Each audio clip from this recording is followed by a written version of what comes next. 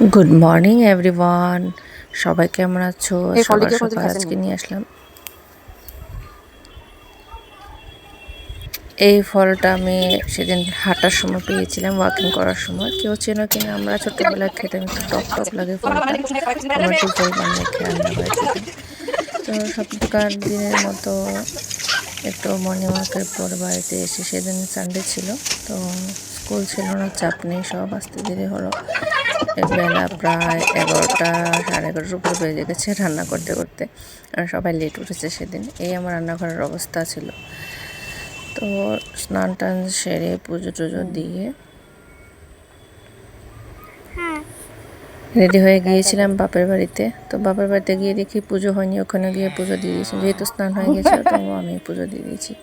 তো দাদার বাড়িতে গিয়ে অনেক দিন পরে খুব এনজয় করলো। তারপর ওখানে সন্ধ্যা হয়ে গেছে, পরে চা বানিয়ে ইয়ে করে দিয়েছিলাম। এটা ভাত বাবার জন্য বাড়িয়েছিলাম, বাবা একটু লেট হয়ে গেছিলো খেতে। তারপর ওই দিন রাতে একটা নিমন্ত্রণ ছিল, মা কালীর অনুষ্ঠান। তো ওখানে গিয়েছিলাম। গিয়ে মা কালীটা দেখতে যেই না সুন্দর, মানে কি বলবো, আমি একদম অবাক। এত সুন্দর কালী মা আমি আমার জন্মে কখনো দেখিনি। তারপরে রাতে এসে আবার বাড়িতে চলে এসেছিলাম। আনওয়ান্টেড একটা মেহমান আমাদের ঘরে।